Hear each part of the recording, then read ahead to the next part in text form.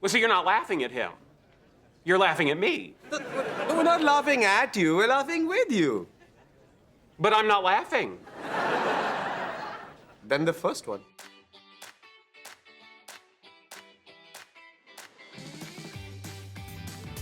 Number 10. His fears after their home is broken into.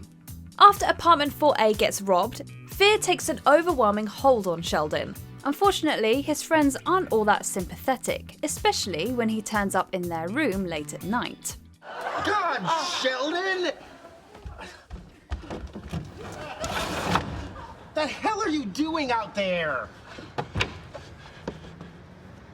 I heard a noise. So he turns to Howard to help install a security system, which ends up backfiring. With no logical alternative, Sheldon concludes that the only reasonable step is to leave Pasadena forever. Our apartment was broken into. Our security system tried to kill me, and as a result, I'm leaving Pasadena forever. Tell me how that's overreacting. And his vetting system for choosing his new home is comprehensive. Ultimately, he settles on Bozeman, Montana, but when he doesn't receive the warm welcome he imagined, he comes running home. One ticket to Pasadena, California.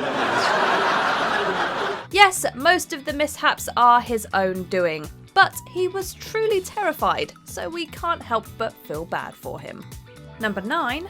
Barry Krypkkey sabotaging his interview. No one loves the sound of their own voice more than Sheldon Cooper. Now, are we talking date the social interaction or date the dried fruit? Never mind, what's your announcement? Oh, good, my turn. Well, And thanks to his colleague, Barry Krypkkey, for a short while, everyone else also enjoys hearing his jibber-jabber. First, Krypkkey spools Sheldon's exciting announcement. Hey, Cooper, I hear you're gonna be on the radio with Ira Fuedo from Science Friday next week. thank you, Krypkkey, for depriving me of the opportunity to share my news with my friends. My pleasure. Then he plays a mean prank on him, on national radio no less. Sure, Sheldon can be arrogant and obnoxious, but was it really necessary to disrupt his 15 minutes of fame? As I was saying, an ordinary magnet has two poles. The primary characteristic of a monopole is that it has only one pole, hence monopole. It certainly lifted everyone else's spirits, but poor Shelley's left humiliated and distraught, and once again, his friends aren't at all supportive. Come on, it wasn't that bad. What do you want? We represent the Lollipop Guild, and we want you. Although they do encourage him to get revenge. Of course, things don't go to plan. Oh, and a hat tip to Leonard Hofstadter and Raj Kuthrapali for their support and encouragement in this enterprise. But at least he takes everyone down with him. Number 8. His friends lawyering up. There's nothing Sheldon loves more than a contract. I'll add it right now. Oh, baby, it's addendum time. But the roommate agreement holds a special place in his heart. Can I see the roommate agreement? It's fairly technical. I think I can handle it. So, when Priya dissects his beloved contract and turns it against him, he's rather distressed. Worse still, his friends use her skills and savvy to unsettle their friend deliberately. Greek food on pizza night? This is the most delightfully cruel thing we've done to Sheldon since we left that fake message from Stephen Hawking on his voicemail. We all know Sheldon can be inflexible and controlling. According to the document you drew up, Sheldon, the selection of a new takeout restaurant requires public hearings and a 60-day comment period. Were those criteria met? But wouldn't it have been better to use Priya's lawyerly expertise to rewrite a fairer agreement rather than torment Sheldon? The Greek food situation was just plain mean. Watching Sheldon try and be adaptable as his friends watch on in glee is surprisingly heartbreaking. Luckily, it's nothing a night out with the ladies and a Star Trek reenactment can't fix. 8. This is ridiculous. It's a laptop with a full charge. Honestly, what do you see in him? Okay, give him what he wants, or we're done. 3. Really? 2. Okay, I'll sign it. Number 7. Penny not respecting his boundaries. There's been a lot of speculation over whether Sheldon has autism and/or OCD. Although the creators refuted the former, there's no denying this physicist likes things a certain way and has extremely rigid boundaries. But the flash drive is in a locked drawer in my desk. So? The key is hidden in my room. So? Penny would have to go into my room. So? People don't go in my room. Sadly, that's not always respected by his nearest and dearest. For instance, Amy often tries to push their relationship beyond his comfort zone. What are you doing? We're playing doctor. Star Trek style. I'm in hell, Leonard. And in season 2, Penny isn't very considerate when Sheldon calls her for help after forgetting his flash drive. Put it back. Oh, Sheldon, are these letters from your grandmother? Don't read those letters. Oh, look, she calls you Moon Pie. That is so cute. Put down the letters!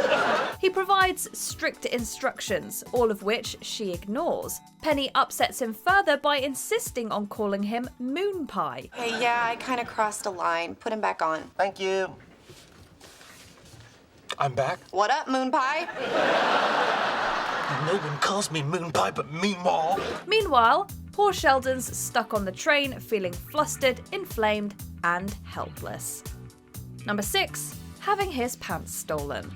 We've talked a lot about Sheldon's struggles with change, but with so much changing around him, he decides to jump on board. What can I do? Leonard, I am overwhelmed. Everything is changing and it's simply too much. I need to get away and think. His train station tour of America gets cut short when he's robbed of all his possessions, including his pants. Sheldon in pants can be a lot, but Sheldon ranting to strangers in underwear and one sock is a whole new level. Bosons have integer spin. Fermions have half integer spin. My legs are getting cold. Why won't anybody help me? Still, we can't help but feel sorry for him as he desperately seeks help from alarmed passers-by. We also feel for him when even the cops don't show him much sympathy. What, are you okay? No, I'm not okay. I'm wearing borrowed pants. I don't have ID. Yeah, and one of the officers here won't stop calling me chicken legs. Again, being robbed is an awful enough experience, and although he doesn't make it easy, we wish someone had offered him some compassion. Number 5, Howard's heart-stopping prank. Ah, Sheldon. His friends get him with their Halloween prank, and they get him good. It is highly unlikely that you two rubes could ever surprise me. He's probably right. We can't beat him. He's just too smart. Gentlemen. However, this fuels his desire for vengeance. So he spends most of the episode trying to get them back. The terrifying snake. Did some bad man put us in a drawer? Stop talking like that. You've been rendered speechless by fear. After failed attempts at scaring Leonard and Raj, Sheldon sets his sights on Howard. His plan? To surprise his buddy with a joy buzzer handshake. Only Howard, assisted by Bernadette, is one step ahead of him. This is adrenaline. We're gonna have to inject it into his heart. We are? You are. I'm not strong enough to get it through his chest plate, and we've only got one shot. You must admit that tricking someone into believing they've caused their friend severe harm is pretty cruel. Hurry, we're running out of time. Okay. Just do it. Oh, God! 1, 2, 3. Trick or treat, bubbler. Even if it results in an epic gotcha moment. To add insult to injury, Sheldon forgets about the buzzer in his hand, resulting in his second shock that night. Number 4, missing out on meeting Stan Lee. No one would call Sheldon an exemplary friend. You gotta help me, please. All right, let it never be said that Sheldon Lee Cooper ignored the pleas of a damsel in distress. No one's saying that. Let's go. But one of the rare occasions we see him help someone else backfires later on. While his friends head off to get autographs from Stan Lee, Sheldon has to go to traffic court. It seems pretty inconsiderate of Penny to land him in trouble after he came to her aid, don't you think? I had to drive you to the emergency room. No, it isn't.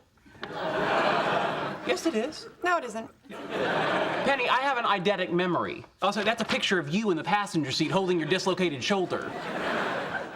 No, it isn't. We certainly feel for him when his friends recount their exciting day out with the Marvel comic book writer. Penny tries to make it up to him, but he lands in hot water again. Although this time it was kinda his fault. Do you think you can just ring my doorbell anytime you want? I mean, why don't you just come on in and watch the Lakers game with me? Well, I'm not much of a sports fan, but thank you. Well, at least he got a nice addition to his ever-growing restraining order collection. Number 3, he really wanted to meet Stephen Hawking. Sheldon's often disrespectful and disparaging of Howard's career. Howard, you go ahead and eat. This isn't gonna make any sense to you. Sheldon, I have a working understanding of physics. Yeah, good for you, and don't stop working on it. So when Howard's asked to work with one of Sheldon's idols, he has the perfect leverage to get back at him. He doesn't hold back. Are you familiar with the 12 labors of Hercules? Of course.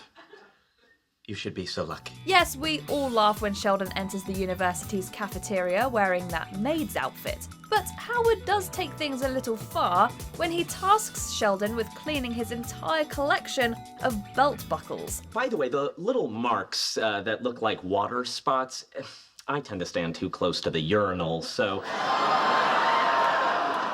What you're seeing there is splashback. And we feel a twinge of sympathy for him when Bernadette jumps on the bandwagon to get out of spending time with Howard's mum. We wonder if Howard would have gone to all that trouble had he known that Sheldon would end up embarrassing himself in front of Hawking anyway. I was thinking, oh gosh golly, I made a boo-boo. And I gave it to Stephen Hawking. Number 2, Missy's cruel birthday prank. We imagine growing up with a brother like Sheldon wasn't easy, but it sounds like Georgie and Missy Cooper often left Sheldon feeling isolated. It reminds me when my stupid brother and sister would build forts in the living room and wouldn't let me in. I hated that so much. While the fort story is definitely sad, there's another incident from Sheldon's childhood that leaves us all choked up. He divulges why he hates celebrating his birthday, and his story makes our hearts sink. When I was 6, they told me Batman was coming to my party. I waited by the door for hours. Closest thing to Batman I saw was when a robin flew into the window. We can't help but picture little Sheldon Cooper, all dressed up in a cute bow tie, waiting for Batman to show up, while his sister and her friends watched and laughed. Just thinking about it is gut-wrenching. You know, I hate that your sister and her friends used to torture you. What I hate even more is if I was there, I would have tortured you too. We're glad he has a group of friends who come through and finally make his childhood dream come true. Before we unveil our top pick, here are a few honourable mentions. Sheldon interrupted. We certainly wouldn't want his head to explode. You think a guy like that would have some kind of booze lackey?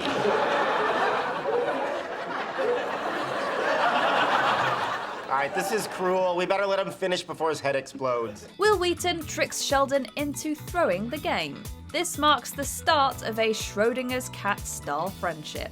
Game over, moon pie. I don't understand. Your grandmother's alive? You catch on quick. Whose water is it anyway? Sheldon's germophobia is no joke. Sheldon, that's my water. Oh, dear Lord! That's not your water. I know. The story behind his 3 knocks. Who knew the origin of this quirk would be so heartbreaking? I saw my father having relations with another woman. That's awful. I know. It's also why I never open a door without knocking 3 times. Sheldon's stage fright goes viral. No one wants their embarrassing drunken antics shared online. This couldn't be any more humiliating. Give it a minute. Now for the astronomers in the audience, get ready to see the dark side of the moon. And here's Uranus. Number 1, his friends mess with his findings. One evening with Sheldon can drive you mad. You could be the engineer who builds the equipment that puts us on the cover of magazines. I could also be the engineer who builds the crossbow that kills Sheldon. Yet the others agree to join him on a 3-month expedition to the North Pole. And to no one's surprise, we learn that Sheldon was insufferable the entire time. We were looking for magnetic monopoles and not finding anything, and you were acting like an obnoxious giant dictator. I thought we were going to be gentle with him. That's why I added the tater. Still, tampering with his data seems quite an extreme way to handle the inconvenience, especially as it could have left a huge mark on his credibility in the science world. That's not a big deal.